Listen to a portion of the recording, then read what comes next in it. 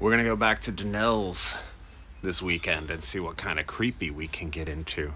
But the universe seems to be opposing us. Lots of work stuff randomly popping up, and a friend needing a ride because her car broke down. There was a fuse that popped in the van, and no sleep. And I was also told that this weekend is some kind of lunar eclipse. And then while I'm driving, Bad Moon Rising pops onto the radio. So who knows what's gonna happen. We're hurrying to get to Daneille's. We are here. Let's see what magical treasures await us in Daneille's house. Oh, magical puppies await us. Oh, hi, magical puppy. Hi! Hi! Go team! Oh, spooky.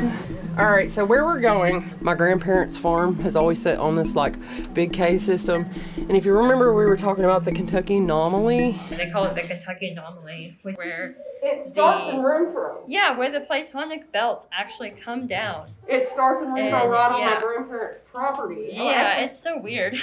It kind of starts in Renfro Valley like that line does. Essentially, we're going all down through here, which is my old stomping grounds where I grew up. And this is where I learned about spooky things in my life. My grandparents bought the farm, I guess, in the 80s. And the farm, I think, is at this point, I think it's like 287 years old. I was actually digging around in Rockcastle County's ledgers from the library, what I could find, and there was a lot of murders and a lot of like hanging of the people of color and things like that in that area. London, Somerset, Corbin is all connected in like a triangle. This is where a lot of the serious battles went on here in the state of Kentucky. So I'm really convinced, I'm really convinced that it's all, the reason all this is a big southern Appalachian anomaly is because of that. Because of what? The death. I think there's just too much blood in the dirt. And I also think there are Appalachian granny witches and hoodoo priestess and voodoo priestess who were drugged here not by their own accord. I think you're haunted by white men. Yeah. I think you're haunted by white men. Yeah. And I think if there were any curses, they were absolutely justified. Yeah. The spirits that may or may not be good or bad to other people are pretty good to me. And we've talked extensively. And it's been years since I've been to visit them. It's been since 2014, I think, was the last time we went to go visit. I found the other day that there's some guy that was down there doing photography. Watch out, Brian. Because there's some guy down there filming and doing photography, and he had died in the lake. And we've seen him down there, and other people have apparently seen him too. A man in a hat? Yeah. What kind of hat? It was just like one of those floppy fisherman hats. What? I just bought you a floppy fisherman hat. You did today. Synchronicity! It's kind of like one of those hats that Gilligan from Gilligan Islands. That's exactly what Janelle... That's what he was wearing when they found him dead. Let's go out to the van. I'll show you this. Here it is. The floppy hat of death and doom. I am total ghost bait. Bro. I'm gonna die so hard, bro. So tonight, we're going to call upon the guidance of anyone here who has magical peoples in their ancestral line, which I've got pretty strong ties to such folks as Bathory and things like that in my lineage, and of course everybody in the Poetic Edda, like Frost Giants and if that counts, and that means Zephyr does too. I'm a frost dwarf. And also we're going to do a little spell to open up the spirit world for 3 days. So if anybody's squeamish of blood, look away.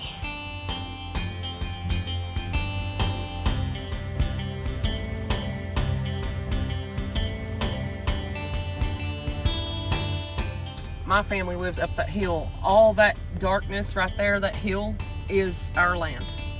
All that. Me and my papa were checking mail, and then as we was pulling up to check the mailbox, I saw something teal blue sticking out right there, and a pocketbook. And we called the police, and sure enough, there was a woman with her breasts cut off, shoved inside the culvert. Jesus. Yeah. So welcome to Buckeye Christian Church Road. This is the road where the White Witch lives. People would see her naked, wading through the water, singing. So I spent a lot of years, the days of my youth, tracking that lady down. I think I found her there. Right here, me and my sister were walking on a snowy day, and this is the first time I knew something weird was going on here. But me and my sister were walking here on a snowy day, and we found a pair of underwear full of guts. We both kind of freaked out and just turned around and walked back up the hill and went home. This is where the church used to be, and they just tore it down a month ago. 1804 it was built. So I don't like this place. It had windows and whatnot. And sometimes walking down the road, you'd see things in the windows. And you know, they used to have a congregation, and then they just shut it down, and nobody knows why. Like abruptly. They just quit services abruptly. Like, I mean, never again, and people are, you know, asking, when is there going to be Sunday service, blah, blah, blah. Nobody would talk about it. Nothing. Just boof, done. Everything done. And then last month, they tore it down. Don't know why.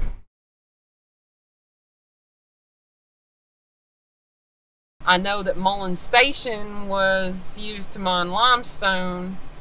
Then it housed TNT. That's bizarre. It's a TNT storage facility. What the f was that? Something just whispered at me. I heard it. Yeah. Like real clear.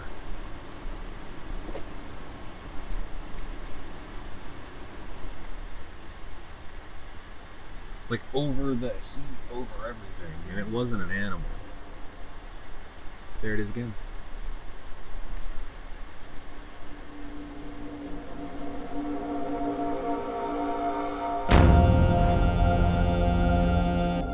Bogumen Vamla, Nongoja, and Romana. The place that we're going to is a quarry. People just kill people endlessly and dump bodies there, like to this day. You had a dream about dying in a cave last night? Oh yeah. There's a lot of moccasins staring right at me. Something in that snake's beady little eyes was like, do it.